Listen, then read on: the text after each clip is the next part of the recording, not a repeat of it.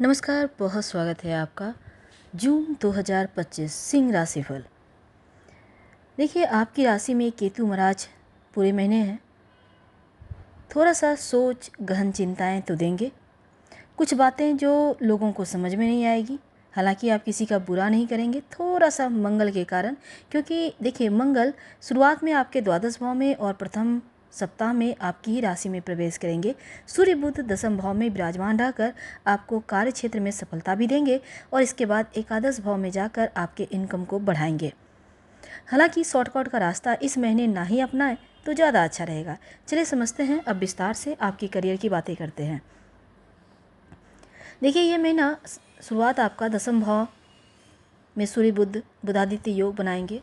नौकरी में स्थिति बढ़िया रहेगी, बुद्धि से हर कार्य आपका सफल रहेगा। बुध महाराज एकादश भाव में प्रवेश करेंगे 6 तारीख को। पूरे महीने बृहस्पति महाराज भी यहाँ पर। अब देखिए, आपकी स्थिति बढ़िया होगी, वरिष्ठ अधिकारियों का सपोर्ट मिलेगा। सूर्य जब एकादश भाव में जाएंगे 15 जून को, सरकारी क्षेत्र में काम कर रहे लोगों को विशेष लाभ मिलेगा। छठे भाव के स्वामी शनि महाराज पूरे महीने अष्टम भाव में। कार्य क्षेत्र में आपको जमकर पसीना बहाना पड़ेगा, मेहनत करनी पड़ेगी, तब जाकर सफलता मिलेगी। 29 जून को, उनसे पहले आपके तबादले के योग हैं, जॉब करते हैं तो, या फिर स्थान परिवर्तन का योग बन रहा है। शुक्र महाराज दसम भाव में अपनी राशि में प्रवेश करेंगे, तब थोड़ा सा आराम मिलेगा। व्यापारी भाइयों के लिए शॉर्टकट का रास्ता मत अपनाइएगा और सतर्क रहें, व्यापार में उन्नति जरूर मिलेगी। बैंक बैलेंस की बात करते हैं। देखिए, मध्यम है। एकादश में पूरे महीने बृहस्पति महाराज आपकी इनकम को बढ़ाएंगे, एक से ज़्यादा माध्यम से धन आएगा, आर्थिक स्थिति बढ़िया रहेगी। मंगल महाराज द्वादश भाव में रहेंगे तो पूरे महीने शनि महाराज अष्टम भाव में। आपकी इनकम में थोड़े बहुत उतार चढ़ाव ये देंगे, क्योंकि इनकम तो आएगी पर खर्च होंगे। 6 जून से बुध महाराज आपके एकादश भाव में इनकम को बढ़ाएंगे, व्यापारी भाइयों की आमदनी बढ़ेगी। मंगल भी आपकी राशि में आएंगे, तब खर्चों में थोड़ी कमी आएगी। हालांकि दूसरी तरफ एक से ज़्यादा स्रोत से धन आने के साथ 29 जून को दसम भाव में आकर शुक्र आपकी इनकम को में तेजी लाएंगे और संपत्ति के मामलों में सफलता प्राप्ति भी दिख रही है। स्वास्थ्य की बात करते हैं। देखिए, पूरे महीने आपकी राशि में केतु महाराज हैं, स्वास्थ्य को थोड़ा कमज़ोर बनाएंगे।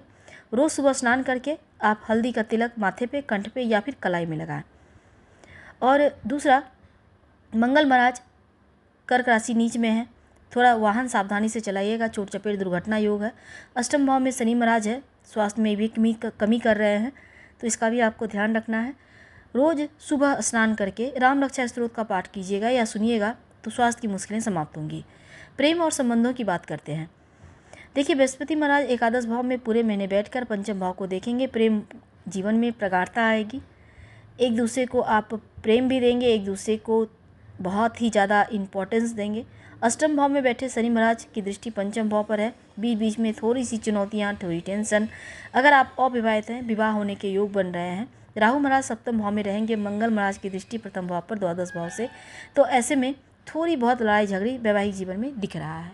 अगर हम आपके पारिवारिक जीवन की बात करें तो आपके लिए अनुकूल है, लेकिन महीने की शुरुआत थोड़ी कमज़ोर है।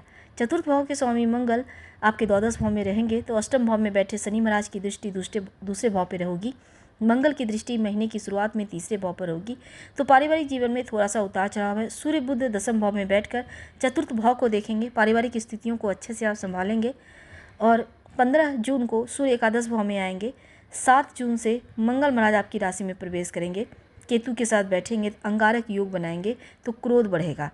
तो ऐसे में सोच समझ कर बोले, कलह क्लेश की स्थिति ना हो, इसका ध्यान रखें। पिता के स्वास्थ्य का ध्यान रखिएगा। हालांकि सबके साथ तालमेल बनाकर रखना आवश्यक है। हमने आपको उपाय बताया है, इसके अलावे आप भगवान गणेश को प्रणाम करके दिन की शुरुआत करें तो सर्वोत्तम। हम आपसे विदा लेते हैं।